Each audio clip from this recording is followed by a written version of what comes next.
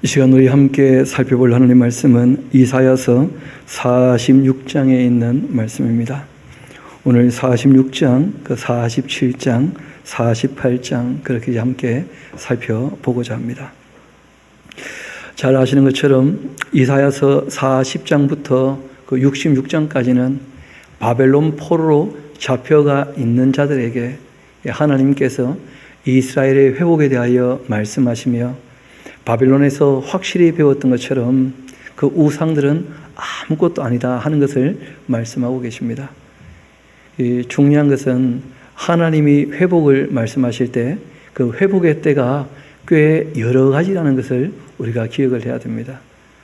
하나님이 말씀하시는 그 이스라엘의 회복의 때는 일단 제일 가까이 약속하신 대로 70년이 차면 바벨론에서 돌아오는 그 출 바빌론이라고 하는 것이 그 이스라엘의 회복의 때로 그렇게 말씀되고 있죠.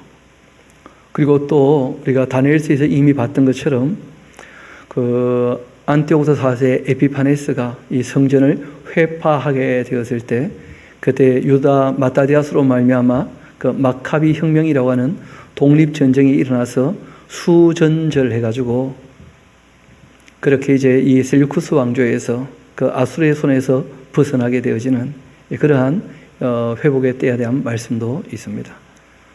그리고 또 알고 보면 예수님 초림 때가 그 이스라엘의 잃어버린 양들을 찾으시려고 하나님의 아들이 사람 되어 이 땅에 오셨던 사건이고 이스라엘의 잃어버린 자들을 위하여 오셨던 그 회복의 때였죠. 그런데 그런 은혜의 때를 그들이 저버렸기 때문에 예수님께서 죽으시고 부활하시고 승천하시고 그리고 성령께서 오셔서 또한 30년 동안이나 그 사도와 장로들을 통하여 일해 보시지만 그 안 되고 말았어요. 그래서 이왕 또 말씀하셨던 대로 이방인의 충만한 수가 다 차고 난 다음에 이스라엘을 다시 부르실 때가 또 있게 되어지죠. 그때가 이제 천년 왕국이고 그때가 이스라엘을 마지막으로 부르시는 때고 그때가 또한 역사의 종말이 되기도 하는 것이죠. 그러니까 이 이스라엘이 하나님께로 돌아온다고 할 때 그 꽤 여러 번 그 돌아오게 되어지는 것이니까 그 예언자들이 예언을 할 때 그 어느 시점을 놓고 그 회복을 얘기하는지 그게 명료한 것도 있지만 때로는 명료하지 않은 부분도 간혹 있다는 거예요. 우리가 그런 것 정도는 염두에 두고 이제 함께 살펴보면 그 어렵지 않게 볼 수 있을 겁니다. 46장, 47장은 바벨론이란 나라, 하나님께서 그 이스라엘을 교육시키기 위하여, 이때 이제 이스라엘은 남유다를 얘기하는 것이죠. 그 교육시키기 위하여 70년 동안 그 이스라엘을 그 노예로 삼았던 바로 그 나라, 이 바벨론이 무너지게 되는 그 이유를 여러 가지로 이제 말씀을 하시면서 제일 먼저 벨은 엎드러졌고, 그렇게 이야기를 합니다. 이 벨은 그 바벨론의 그 주신이에요. 여러분 다니엘이라는 분의 그 바벨론식 이름 기억나시죠? 벨드사살. 그러니까 원래 다니엘 하면 그 엘로힘, 그러니까 하나님께서 심판주가 되신다 그런 것이거든요. 근데 벨드사살 하면 벨신이여 이 왕족, 이 귀족을 보호하여 주소서 뭐 그런 뜻이거든요. 그러니까 원래는 마루둑이라는 신이 있는데 이 마루둑이라는 신이 벨이라고 그렇게 불려지기도 했다는 거예요. 그래서 이 모든 신 중에 그 주신이에요. 그러니까 이 바벨론에서 벨신 이외의 다른 신들은 전부 벨신의 그 부인이거나 자녀거나 뭐 대부분 다 그런 거예요. 그러면 이제 느보는 누구겠습니까? 그 벨신의 아들 이름이에요. 느보신. 여러분 느부갓네살 들어보셨죠? 그 다 느보신에 대한 이야기예요. 그것도 다니엘 친구 중에 아벤누고 기억나십니까? 아벤누고. 그런 이의 발음들을 보면 또 이 나보니투스 이런 사람들이 전부 이제 그 느보신에 대한 이야기고 그 바벨론의 마지막 왕 이름은 또 벨사살이죠, 그렇죠? 벨신. 이 벨신하고 느보신하고가 굉장히 큰 신이에요. 그런데 이 바벨론은 그 재미있게도 그 벨신이 바벨론에 있었고 이 느보신은 바벨론에서 한 16km쯤 떨어져 있는 위성 도시에 있었어요. 그럼 이제 연초가 되면 누가 누구한테 인사로 가야 됩니까? 아버지가 합니까? 아들이 옵니까? 그러니까 이제 그 느보신과 함께 주변의 모든 자잘한 신들이 전부 수레에 실려가지고 바벨론으로 와서 배신한테 인사하고 돌아가야 돼요. 그러니까 그런 신들을 수레에 싣고 오고 가는데 짐승들이 보람이나 의미가 있겠습니까? 괴롭겠습니까? 예, 그런 얘기를 지금 하고 있는 거예요. 한번 봅시다. 벨은 엎드려졌고 느보는 구부러졌도다. 그들의 그 우상들, 바벨론 사람들이 섬기는 모든 우상들은 짐승과 가축에게 실려 있는데 너희가 떠매고 다니던 그것들이 피곤한 짐승들에게는 아주 무거운 짐이 되고 만다는 거예요. 아주 쓸데없는 짓들을 한다는 거예요. 그 짐 중에 제일 무거운 짐, 그게 뭐냐면 철로 만든 우상들, 나무로 만든 우상들. 괜히 동물들만 피곤한 거예요, 그냥. 그 먼 거리를 연초마다 배신에게 인사로 온다고 그거 다 싣고 와가지고 그 인사시키고 또 돌아가고. 참 어리석은 사람들이라는 거예요. 그런 벨, 그런 느보 다 구부러지고 엎드려진다는 거예요. 그들 바벨론 사람들 다 구부러졌고 그 바벨론 사람들 다 일제히 엎드려졌으므로 그 짐을 구하여 내지 못할 거예요. 그러니까 그 짐은 신들이죠, 신들. 그러니까 그 우상들이 바벨론이 무너질 때 그들을 건져줄 수 있는가? 그럴 수 없다는 거예요. 왜냐하면 바벨론 사람들도 실제로 이 페르시아 사람들에게 다 잡혀가게 될 것이거든요. 그러니까 참 사람들이 어리석다는 거예요. 그리고 이제 이어 말씀하십니다. 바벨론은 그렇게 될 나라다. 야곱의 집이여, 이스라엘 집에 남은 모든 자여, 나에게 좀 들어봐라. 배에서 태어남으로부터 내게 안겼고 태에서 남으로부터 내게 엎인 너희여. 그러니까 우상은 누가 엎고 다녀야 되는 거예요? 사람들이 떠매고 다녀야 되는 거예요. 그런데 하나님은 이스라엘 백성들을 엎고 다니시는 분이라는 거예요. 참 많이 다르죠. 그러니까 사람이 하나님의 형상이라면 사람의 실상은 하나님이시고 우리 사람은 하나님으로부터 나왔지 않습니까? 그래서 하나님께서 아버지처럼 어머니처럼 그 사람들을 사랑하신다는 거예요. 품에 안으시고 업어서 기르신다는 거예요. 그런데 그 사람들이 그걸 깨닫지 못하고 특별히 이스라엘 백성들은 따로 또 더 부르셨죠. 제사장 나라로 만드시려고. 그렇게 하나님을 온 세계에 좀 계시하시려고. 그렇게 배에서 태어남으로부터 내게 안겼고 태에서 남으로부터 내게 엎인 너희여. 너희가 노년에 이르기까지 내가 그러할 것이다. 너희의 인생이 다 끝날 때까지 내가 너희를 다 지키고 보호하고 돌봐주지 않겠냐. 백발이 되기까지 내가 너를 품을 것이다.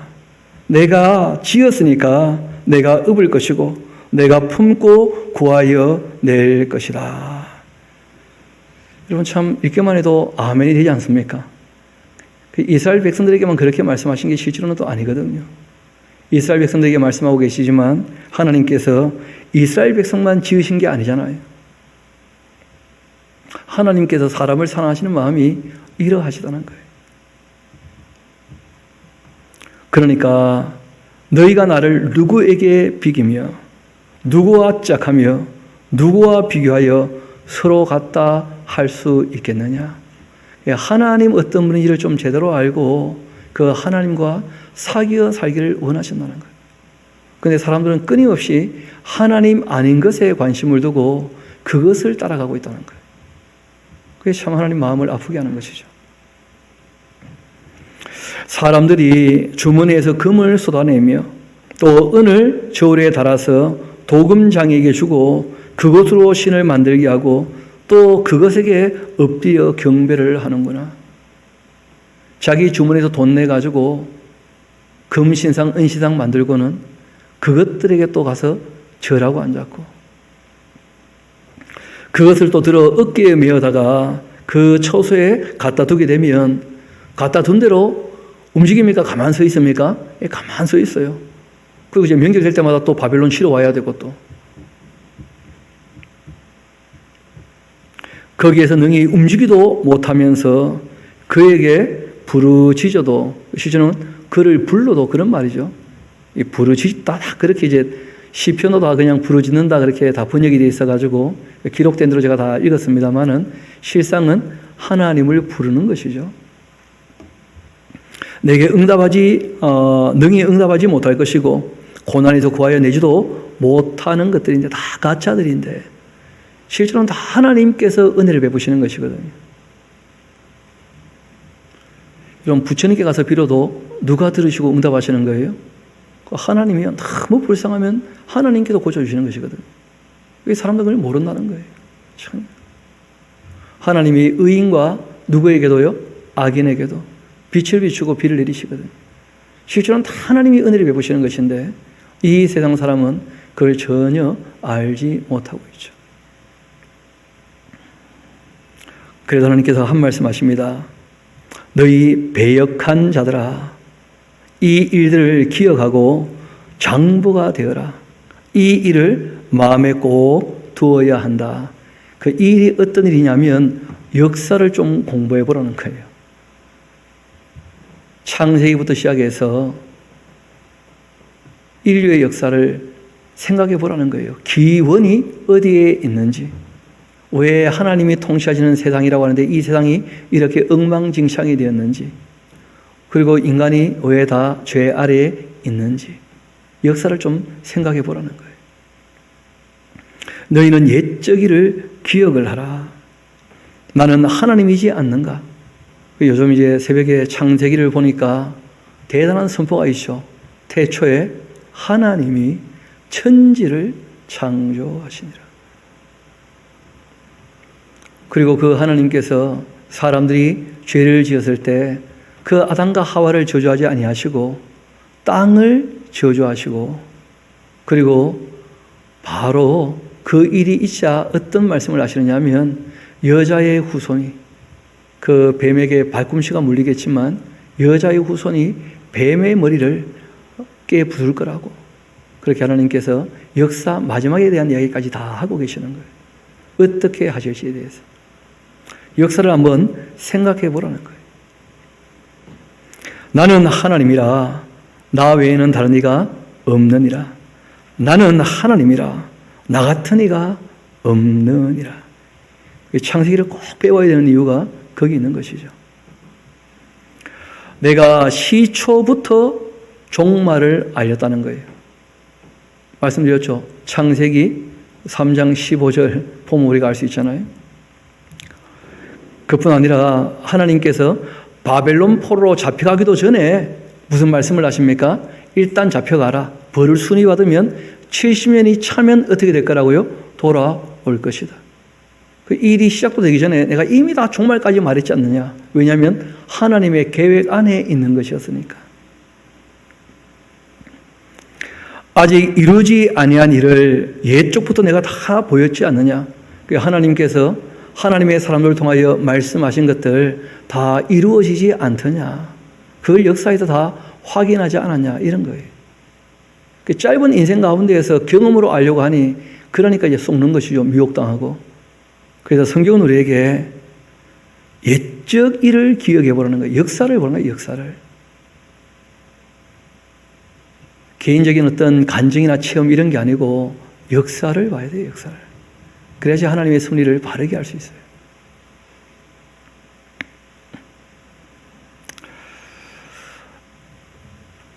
옛적부터 보이고 이르기를 나의 뜻이 설 것이니 내가 나의 모든 기뻐하는 것을 이루리라 그렇게 하였노라. 또 내가 동쪽에서 사나운 날짐승을 불러들인다. 그 동쪽에서부터 오는 사나운 날짐승이 누구냐 하면 그 적어놓으세요. 고레스 왕. 고레스 왕. 이 페르시아가 올라와서 바벨론을 무너뜨릴 거예요. 그 먼 나라에서 나의 뜻을 이룰 그 사람을 하나님께서 불러내셔요. 누구라고요? 고레스 왕. 내가 말하였은즉 반드시 이룰 것이고 내가 계획하였으니까 반드시 그 일을 시행할 것이다. 마음이 완악하여 공의에서 멀리 떠난 너희여. 그러니까 이 사람들이 왜 망했느냐? 내용은 단순합니다. 완악했고, 그리고 공의와 정의가 없었다는 거예요. 사회 윤리가 다 무너졌으니까 나라가 무너진 것이죠. 이제는 나에게 들으라. 내가 나의 공의를 가깝게 할 것인즉 그것이 멀지 아니하나니 나의 구원이 지체하지 아니할 것이다.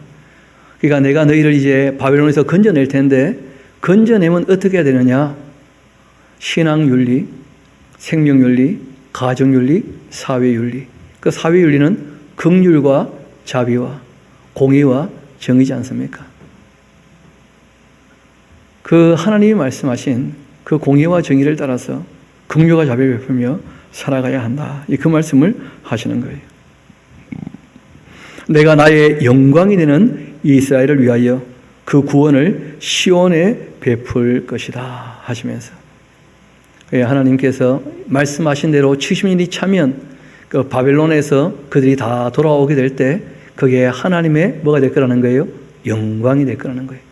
고레스 왕의 칙령을 통하여 정말 그 당시에 그 하박국이 예언했던 것처럼 물이 바다를 덮은 것처럼 여호와를 인정하는 것이 세상에 가득하게 되겠죠. 그 일을 이제 이 예언자가 먼저 외쳤던 거예요. 이어 또 말씀하시기를 처녀딸 바벨론이여. 여러분, 이 처녀딸 바벨론 하니까 참 쉽지 않은 표현이 되는데 이런 것입니다. 여러분, 그 모든 나라는 다 여성 명사로 쓰여요. 알고 보면. 그런데 처녀딸 바벨론 하는 말은 이 바벨론이라는 나라는 다른 나라의 속국이 된 적이 한 번도 없었다는 거예요. 하나님이 이 나부갓네살로, 그 다음에 이제 나보폴라살로, 그리고 이제 느부갓네살로 이 바벨론을 시작해 하시고 왕성케 하고 그 나라가 고레스에 무너지기 전까지 그 신바벨로니아는 처녀딸이라 다른 나라의 속국이 되어본 적이 한 번도 없는 그런 나라예요. 내려와서 티끌에 앉아라. 그랬던 나라라 할지라도 어떻게 될 거라고요? 무너질 거다. 그런 것이죠. 딸 갈대하여 이 보좌가 없어졌으니까 땅에 내려 앉아라. 하나님께서 귀하게 보시고 그 하나님의 일을 맡기셨는데, 문제는 하나님의 일을 감당할 때 이 바벨론 나라가 없는 것이 몇 가지가 있었어요. 긍휼과 자비가 없었다는 거예요. 그리고 사치와 향락을 추구했다는 거예요.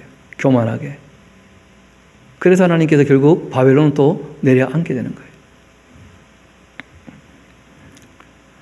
결국 이제 바벨론은 어떻게 되느냐? 맷돌을 가지고 가루를 가는 그 노예 생활을 하게 되는 것이죠. 너를 벗기며, 너를 벗는다는 말은 그 귀족들이 다 노예가 된다는 거예요. 여종이 된다는 거예요. 비참하게. 또 치마를 걷어 다리를 드러내고 강을 건너라. 아주 부끄러운 수치를 당하게 될 거라는 거예요. 떵떵거리다가. 너의 속살을 드러나고 너의 부끄러운 것이 보일 것이라. 내가 보복하다에 사람을 아끼지 아니할 것이다. 그 이유는 이제 뒤에 다 나올 테니까요. 우리의 구원자는 그 이름이 만군의 여호와 이스라엘의 거룩한 이시니라. 이 바벨론의 멸망은 이스라엘의 뭐가 되는 것입니까? 구원이 되는 거예요. 왜냐하면 이스라엘은 바벨론에 가서 회개했다는 걸 꼭 기억하셔야 됩니다. 그래서 세상이 멸망받을 때 이렇게 시작하지 않습니까? 내가 말세에 믿음을 보겠느냐. 그런데 잘 아시는 것처럼 인을 떼면서 4분의 1이 죽는 전쟁이 있고 별이 떨어질 때 그때 회개하는 사람들이 있습니까? 없습니까? 회개했기 때문에 구원받을 수 있는 길이 열리는 거예요. 그리고 또 이 마지막 나팔이 울려 불면 낙원 있는 자들은 부활하고 인침받았던 사람들은 다 휴거되고 난 다음에 끝까지 666표를 받지 않고 이 땅에 남아있던 사람들, 하나님의 진노의 대접에 그 연단을 받고 악한 사람들은 다 진멸당하지만 그러나 그 남은 사람들이 어디로 이어집니까? 그 회개했기 때문에 천여왕국으로 이제 이어지는 것이죠. 이스라엘 백성을 중심으로 해서.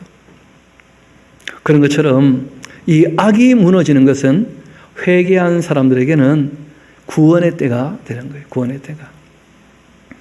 바벨론은 무너지는데 반면 우리의 구원자는 그 이름이 만군의 여호와 이스라엘의 거룩한 이시다 하고 얘기하겠죠. 당연히. 딸 갈대하여 잠잠히 앉아라. 흑암으로 돌아가라. 너가 다시는 여러 왕국의 여주인이라 일컬음을 받지 못하게 될 것이다. 여러 왕국의 여주인 하는 말이 말 그대로 가장 큰 나라였고 교만 방자했던 것이죠. 그렇죠? 전에 내가 내 백성에게 노하여 내 기업을 욕되게 해서 그 바벨론 손에 그 이스라엘을 넘겨주었었는데 너가 그들을 그 줄쳐놓으셔야 될 겁니다. 긍휼히 여기지 아니했다. 그렇게 말씀하신 거예요. 하나님께서 강한 나라에게 이 약한 나라를 어떻게 보면 교육하도록 맡기신 것이거든요. 그런데 이 교만한 그 바벨론 나라가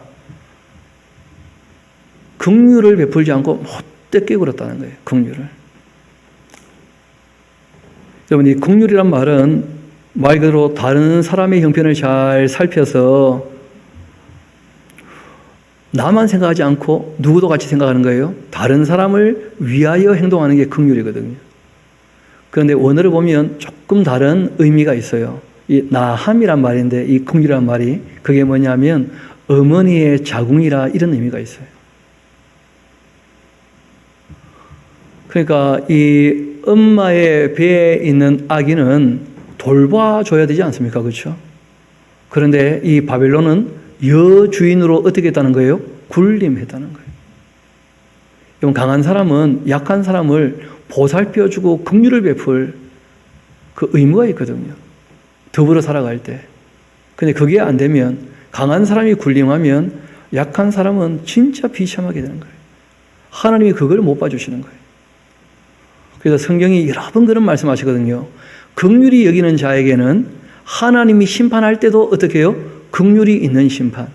그래서 긍휼은 심판을 이긴다는 거예요.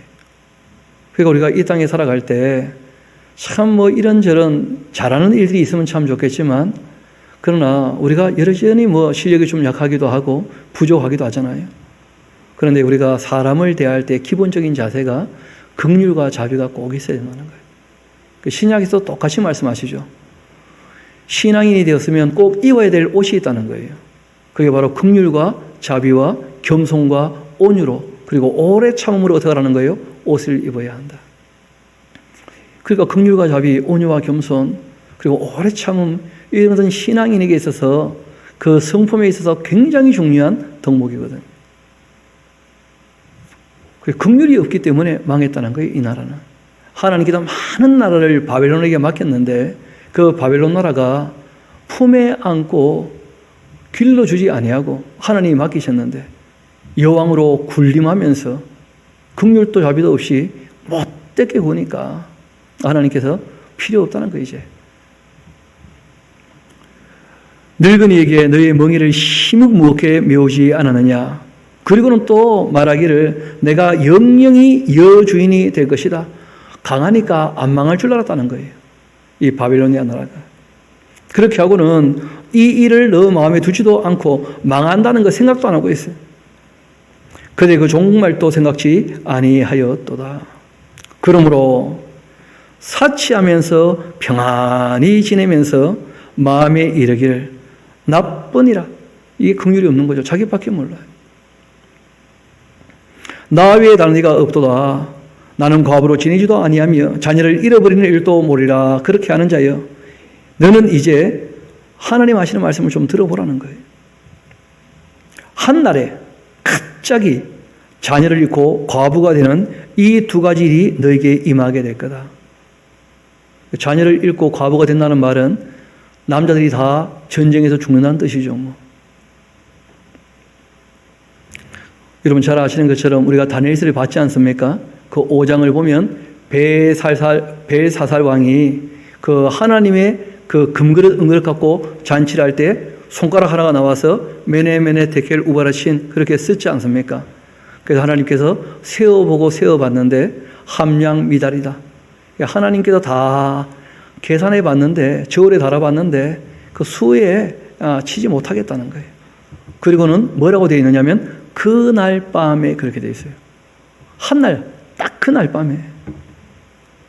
하룻밤에 망했습니다. 바벨론이. 놀랍게도. 고레스가 그 운하를 360개를 봤거든요. 그 운하 물꼬를 트는 날, 이 유브라데 강의 수위가 확연히 낮아지면서 이 바벨론 성의 그 수로는 통로가 되면서 바벨론 성은 하루 저녁에 내려앉았거든요. 말씀 그대로 한날에 갑자기 자녀를 잃으며 과부가 되는 이 두 가지 일이 너에게 임하게 될 거다. 너가 무수한 주술과 많은 주문을 빌릴지라도 이 일이 온전히 내게 임할 거다. 하나님 하시는 일 아무도 못 막을 거라는 거예요. 우상한테 빈다고 되겠냐 그래.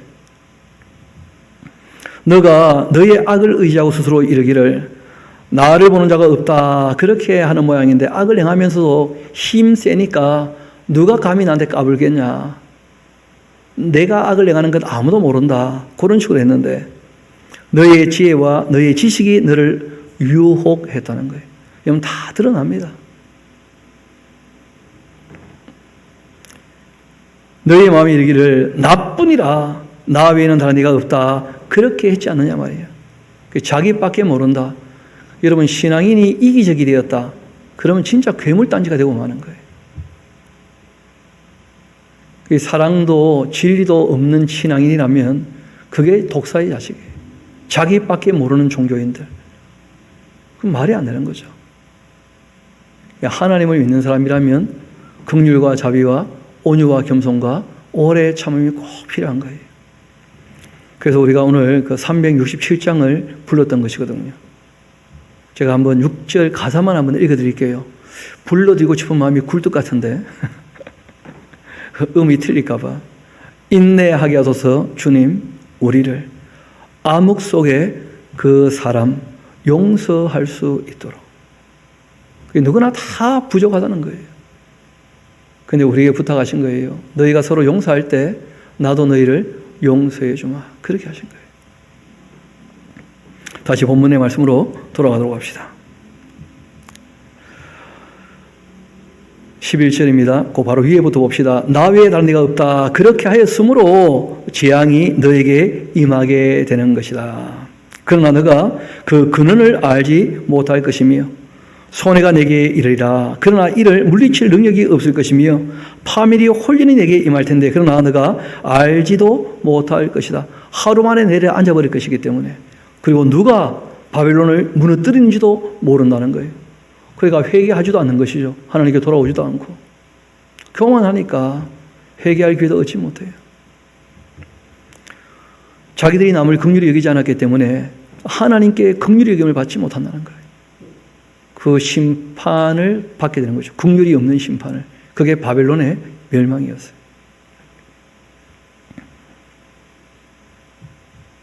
12절 봅시다. 이제 너는 젊어서부터 힘쓰던 주문과 또 많은 주술을 가지고 한번 맞서봐라. 한때 바벨론 잘 나갈 때는 자기들의 그 주문이나 주술 알도 못하는 말로 떠들면서 신을 섬겼던 그런 열광적인 종교 행위들 이런 것들 때문에 다 이어져 가는 것이라고 오해를 했는데 그게 아니었던 거죠. 하나님이 오래 참고 기다리신 것뿐이었지. 혹시 유익을 얻을 수 있을는지 혹시 놀라게 할 수 있을는지 너가 많은 계략으로 말미암아 피곤하게 되었구나. 하늘을 살피는 자, 별을 보는 자, 초하룻날 예고하는 자들에게 일어나 너에게 임할 그 일에서 너를 구원하게 좀 해봐라. 그 구원을 받게 되는지. 보라 그들은 초계 같아서 불에 탈 텐데 그 불꽃의 세력에서 스스로 구원하지 못할 것이라. 이 불은 덥게 할 숯불이 아니고 그 앞에 앉을 만한 불도 아니다. 그러니까 이 불은 어떤 불이냐? 심판의 불이죠. 하나님께서 사용하시는 분이 아니고 태워버리는 거예요. 그냥 악한 것들을 다. 너가 같이 힘쓰던 자들이 너에게 이같이 되리니 어려서부터 너와 함께 장사하던 자들이 각기 제 길로 흩어지고 너를 구원할 자가 없게 될 것이다. 야곱의 집이여, 그러니까 이를 좀 들어봐라. 그러니까 바벨론은 어떻게 된다는 거예요? 곧 무너진다는 거예요. 바벨론 친들은 다 가짜니까 그런 것들을 바빌론 사람들처럼 함께 의지하다가 그들 망할 때 같이 망하지 말고, 형 계시록에도 그런 말씀이 있죠. 내 백성아 거기서 나와라, 바벨론에서. 왜냐하면 마지막 시대에 바벨론이 또 있거든요. 그들의 그 가치에서 어떻게 하라는 거예요? 나오라는 거예요. 교만과 사시와 향락, 이런 것은 바벨론의 가치거든요. 긍휼과 자비와 온유와 겸손, 오래 참음, 이런 것이 신앙의 가치거든요. 참되고 선하고 의롭고 아름다운 것들, 그런 것을 추구하며 살아가야지. 야곱의 집이여 이를 들으라. 너희는 이스라엘의 그 이름으로 일컬음을 받으며 유다의 허리에서 나왔으며 여호와의 이름으로 맹세하면서 이스라엘의 하나님을 기념하면서도, 문제는 진실도 없고 뭐도 없어요? 공의도 없어요. 그러니까 진리를 따르지 않는 종교인들을 얘기하는 거예요. 진리에 대한 지식도 없는 거라.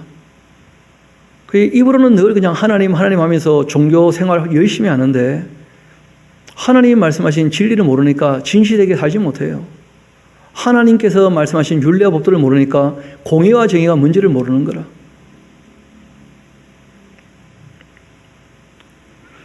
자기들은 말하기를 거룩한 성 출신이라고 스스로 부르면서 이스라엘의 하나님을 의지한다 하는데 그 이름이 만군의 여호와라고 그렇게 부르지만은 그게 무슨 의미가 있냐는 거예요. 그 하신 말씀을 하나도 모르는데 그냥 이름만 여호와 하나님이라, 만군의 여호와 하나님, 이스라엘의 하나님. 그분이 누구냐? 몰라요, 자기들은 다. 왜냐하면 계시하신 성경에 있는 말씀을 읽어보지 않았거든요. 진실도 없고 공의도 없고. 내가 예로부터 처음 일들 다 알게 했지 않았냐? 그 창세기 나오지 않습니까? 태초에 하나님이 천지를 창조하시니라. 그래 사람이 타락하게 되었고 땅은 저주받았고 땅은 또한 홍수 심판 때 멸망받았고 다시 시작이 되었고, 그리고 고대 바빌로니아에서 자기가 주인 되었다가 또 욕심으로 우상을 만들었다가 언어가 달라서 다 흩어지게 되었고, 그리고 그 중에 이제 하나님을 만났던 아브라함을, 이삭을, 야곱을, 요셉을, 그래서 이 이스라엘 나라가 시작되었던 거 아니에요.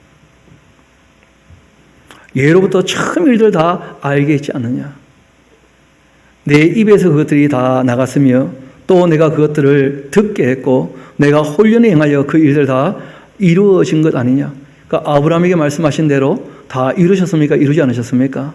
하나님은 아브라함에게 말씀하신 대로 그 자녀들에게 그 가나안 땅을 주셨는데, 그런데 이스라엘 백성들이 자기 할 일을 안 해가지고 결국 자기들이 또 거기서 쫓겨나게 됐던 거 아니에요. 바빌론에 무너지면서. 내가 알거니와 너는 참 완고하구나. 뭐가 문제냐? 고집을 부리는 거예요. 고집을 부리는 거예요. 모르면 알려고 해야 되는데 모르면서 끝까지 모르기로 그냥 고집을 해. 참 어려운 사람들이에요. 전부 그냥 말은 하나같이 하나님 말씀을 다 읽고 듣고 배웁시다. 말은 그렇게 해놓고 그럼 다 함께 읽어봅시다. 그러면 나는 바쁩니다. 그러면서 안 오는 거예요.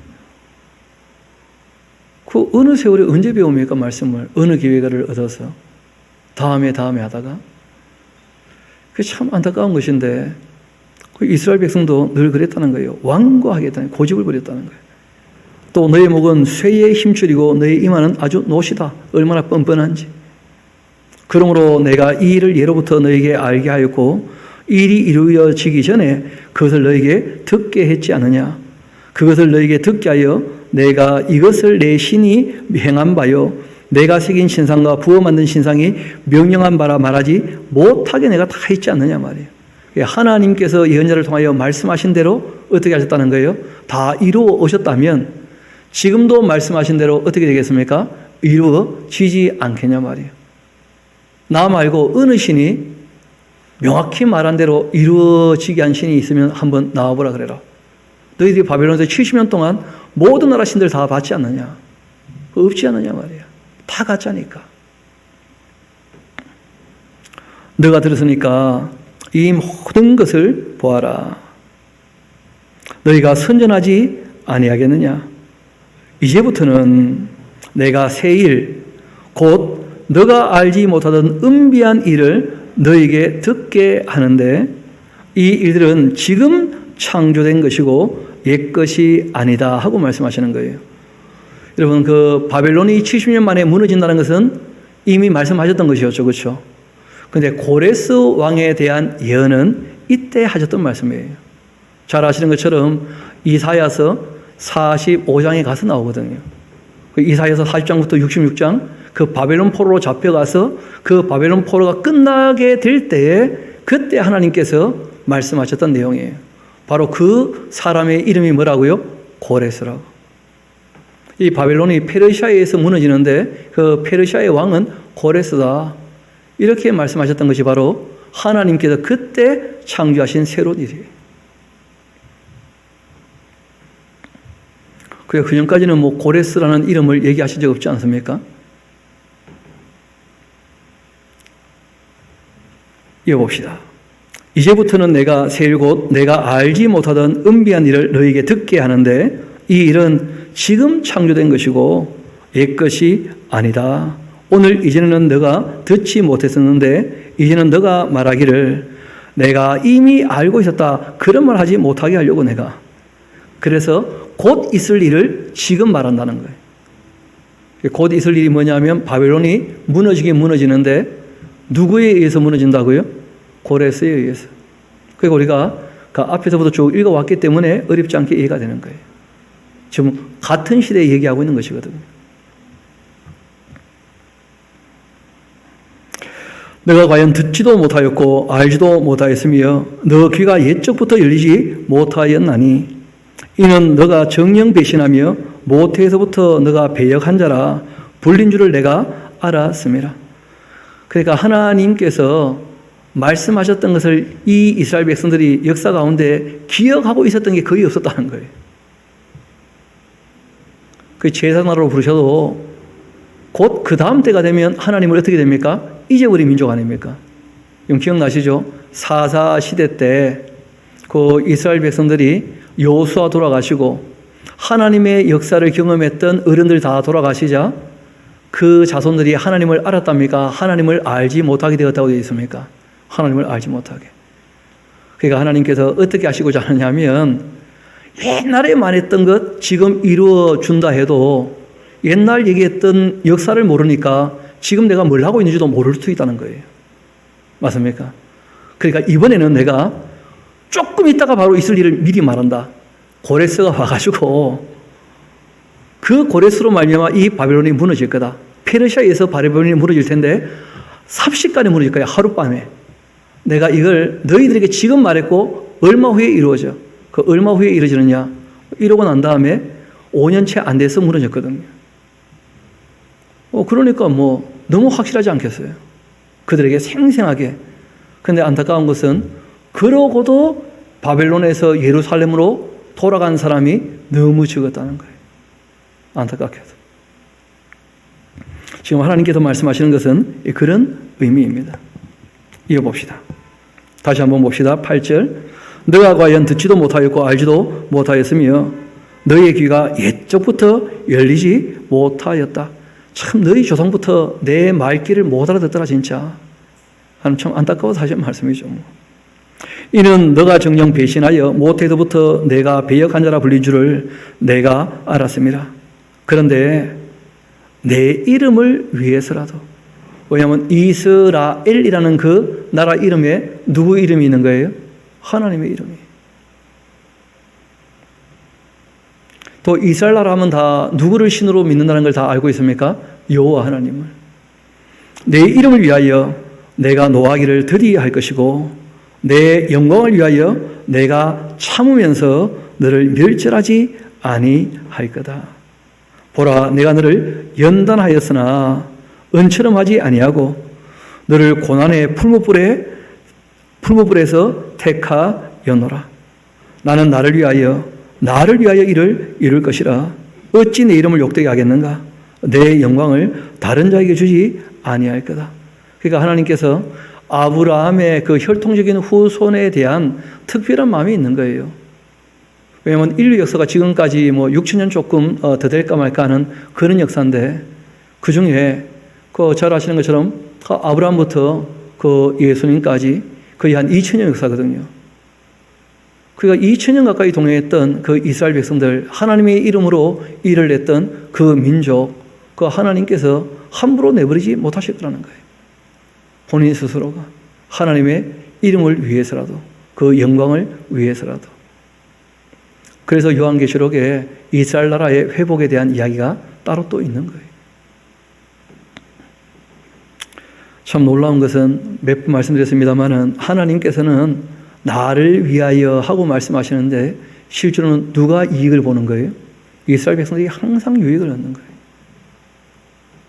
좀 전에 우리가 읽었던 것처럼 사람들은 신앙생활 하면서 주를 위하여 말은 막 하나님을 경외하고 주를 위하여 하는데 실제로는 진실도 없고 공의도 없고 결국은 뭐 다 하나님을 위하여 하면서도 자기 욕심을 채우려고 하나님께 나오는 그 얼마 전에도 누가 전화를 해서 좀 오래 시간 이 전화를 했는데 1시간 반쯤 했으니까 좀 오래 했죠. 이 얘기를 쭉 하는데 내용은 딴 게 아니에요. 뭐 자기가 하나님께 매일 날리는데 안 된다는 거라. 그냥 얘기를 다 듣고 얘기를 정리하면서 하나님을 자기 욕심으로 만나면 되겠는가. 그런 얘기 했더니 알아들으시더라고 다행히.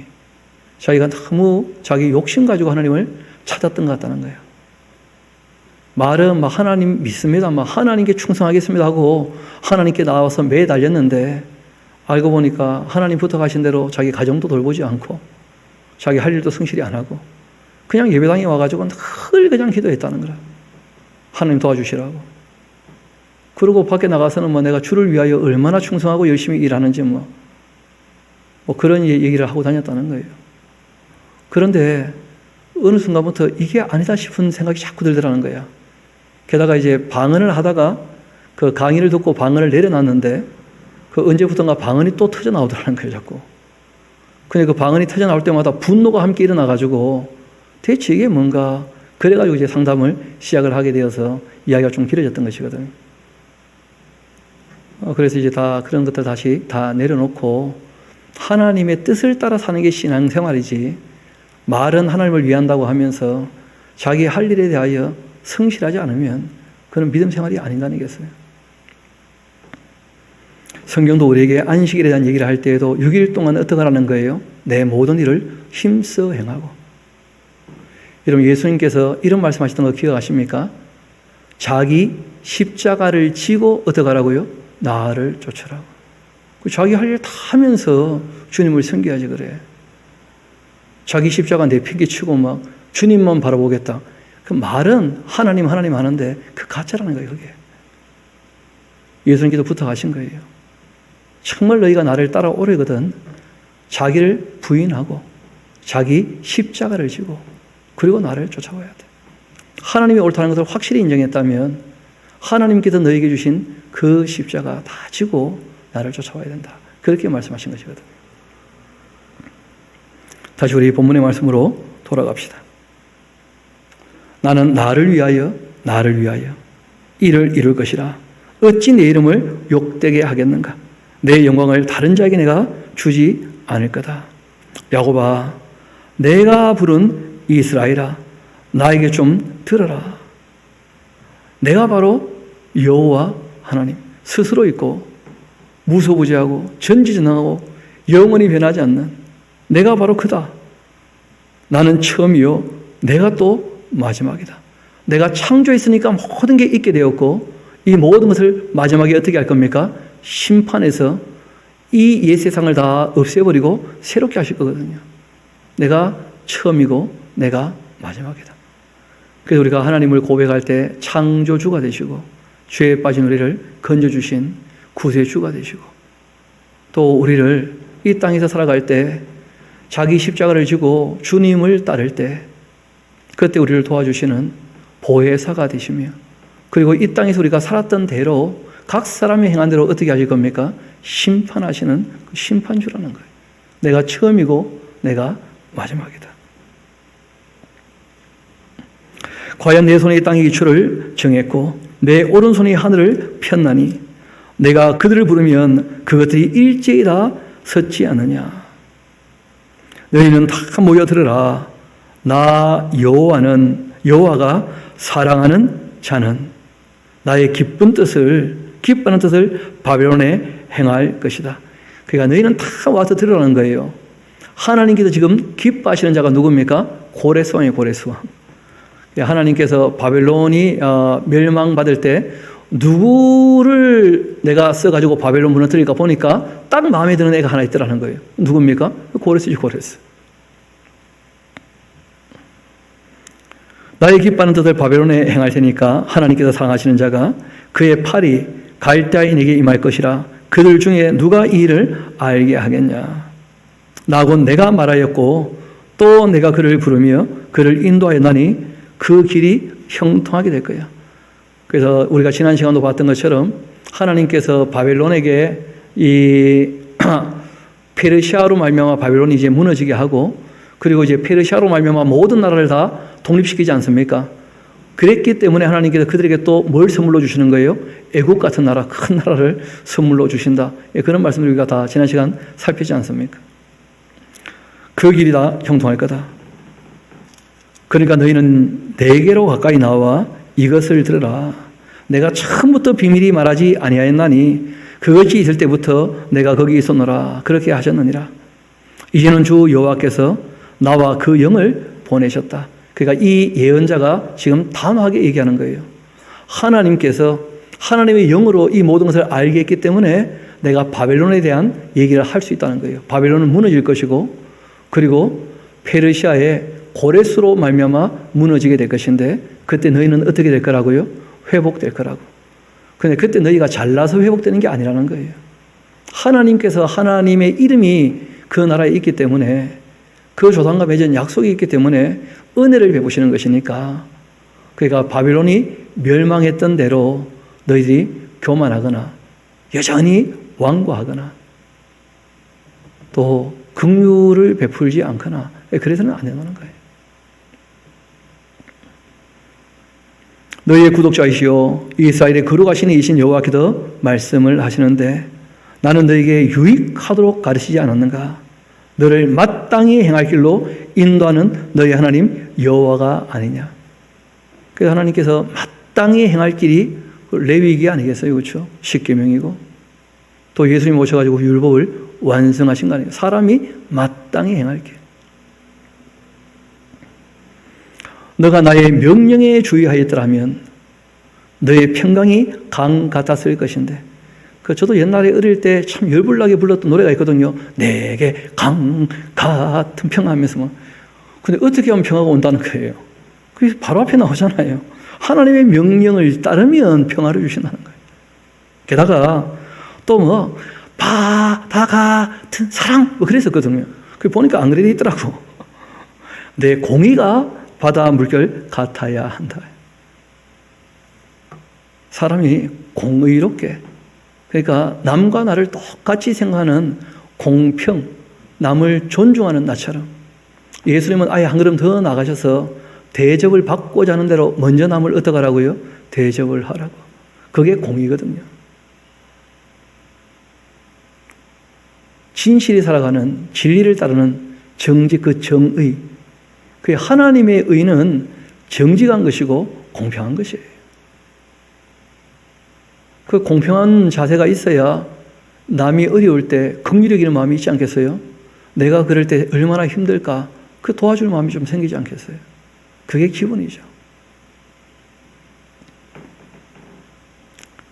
그 평강이 강 같겠고 너의 공의가 바다 물결 같을 것이고 너의 자손이 모래 같았을 것이고 너의 몸의 그 소생이 모래알 같아서 그 이름이 내 앞에서 끊어지지 아니하였겠고 없어지지 아니하였을 텐데, 하나님이 아쉬워하시는 것이죠.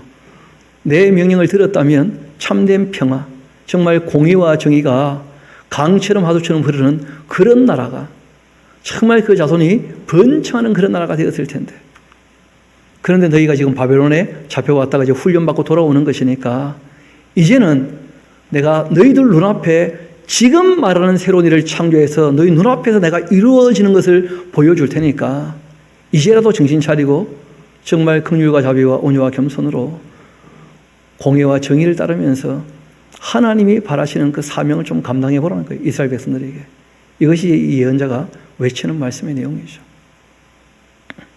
이어봅시다.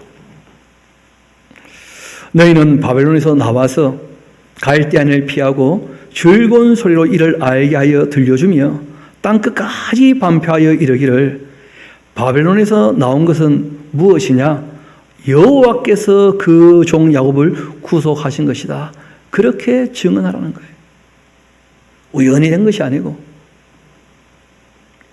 여호와께서 그들을 사막으로 통과하게 하시던 때 그들이 목마르지 아니하게 했지 않는가? 민수기를 좀 공부해 보라는 거예요. 광야를 통과할 때 다 반석을 쪼개 물을 내줬으니까. 그들을 위하여 바위에서 물이 흘러나게 하시며 바위를 쪼개서 물이 솟아나게 하신 분 아니겠는가? 그리고 경고처럼 한 말씀 하셨습니다. 우리 22절은 같이 한번 읽어볼까요? 시작. 여호와께서 말씀하시되 악인에게는 평강이 없다 하셨느니라. 그러니까 악은 딴 게 아니죠. 선하신 하나님 반대편에 선 것이 악이에요. 하나님의 그 명령을 따르지 않는 것이 그게 바로 죄를 짓는 것이고 악에 속한 것이죠. 그래서 오늘 우리가 하나님께서 하셨던 이 예언자를 통하여 하셨던 말씀들 저도 여러분도 마음에 잘 새길 수 있게 되기를 소망합니다.